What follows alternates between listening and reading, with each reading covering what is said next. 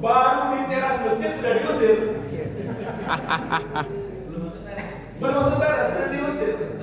Muhammadiyah tidak, Muhammadiyah itu sangat terbuka, sangat rasa toleran dengan orang lain, terutama ya yang ada kebedaan dan dalam ibadah dan akidah yang paling mirip dengan Salafi adalah Muhammadiyah, karena ada kesamaan genealogi dalam hal akidah dan ibadah.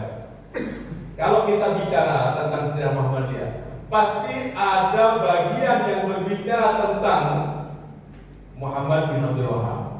Betul ya? Di buku-buku sejarah Muhammadiyah itu tokoh yang kemudian menghidupkan kembali Salafisme di Arabia. Dan dia lahir tahun abad ke-18 ya. Dia hidup pada abad ke-18 bersama-sama raja mendirikan kerajaan Saudi Arabia. Bagi tugas Malik atau raja itu bagian politiknya, tata negara ini untuk agamanya.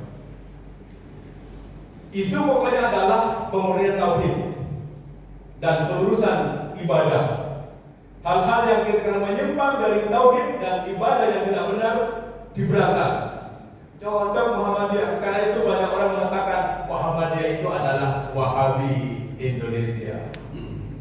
Karena mirip dengan gerakan Wahabisme, itu nama lain daripada Salafisme, karena tokoh utamanya adalah Muhammad bin Abdul Wahab.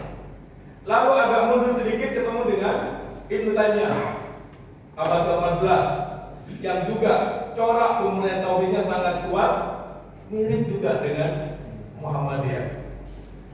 Lagi kita bertemu lagi dengan Imam Ahmad bin Hanbal yang dia bersikukuh untuk mempertahankan keyakinannya bahwa Quran itu makhluk, menghadapi kekejaman kekuasaan politik ketika itu yang banyak dikuasai oleh mazhab tauhid atau akidah Mu'tazilah. Quran itu makhluk menurut pandangan resmi negara Abbasiyah. Ahmad bin Hanbal mengatakan bersikukuh dia bahwa Quran itu adalah dalam Allah al-munazzal, bukan makhluk. Nah, ini corak-corak yang kemudian kalau kita baca sejarah Muhammadiyah ketemu. Ya mungkin kalau ke Imam Ahmad bin Hanbal mungkin tidak terlalu ya, tetapi bahwa Imam Ahmad bin Hanbal mempengaruhi Ibnu Taimiyah dan kemudian Ibnu Taimiyah mempengaruhi Muhammad bin Abdul Wahab dan Dahlan ketika di saat Arabia, ketika gencar-gencarnya gerakan ini dan Dahlan belajar ilmu di Makkah ketika itu. Pulang tentu membawa corak pemahaman yang ketika itu sedang berlangsung di Arabia, di Makkah. Sangat mungkin. Meskipun Dahlan pemikirannya tidak satu, tetapi ada corak yang lain yang dia dapat dari gerakan pemikiran di Mesir, Syekh Muhammad Abduh, Syekh Muhammad Rasid Ridha, yang kemudian masuk ke dalam diri Dahlan. Maka gerakan Dahlan yang kemudian menjadi Muhammadiyah di satu pihak adalah tajrid, pemurnian akidah dan pelurusan ibadah, di pihak yang lain adalah pembaruan corak pemikiran Mesir dan Syekh Muhammad Abduh.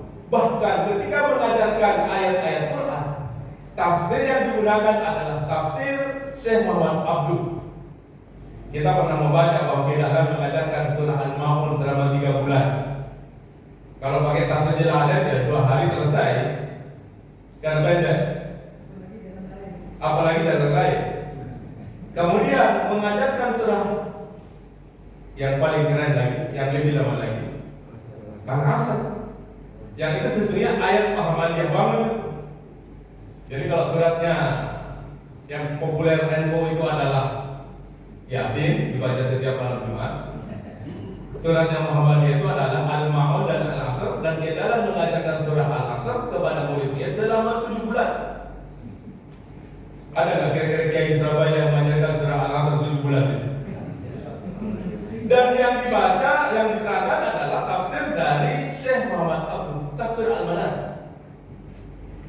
yang sangat rasional, yang sangat menggunakan kekuatan akal. Itu adalah Kiai Dahlan.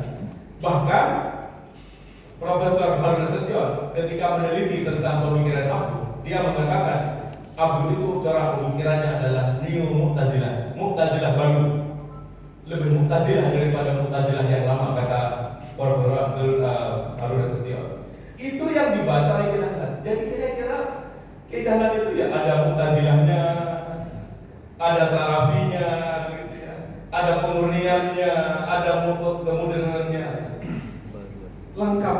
Maka siapa yang lebih sempurna dengan Muhammadiyah kayaknya sulit dicari tandingannya. Nah, hadirin yang dengan Allah. Nah, lalu Salafi itu kemudian menjadi berkembang di Indonesia sejak tahun 80-an. Sebelumnya Pak Wakil Ketua ini yang lahir tahun berapa?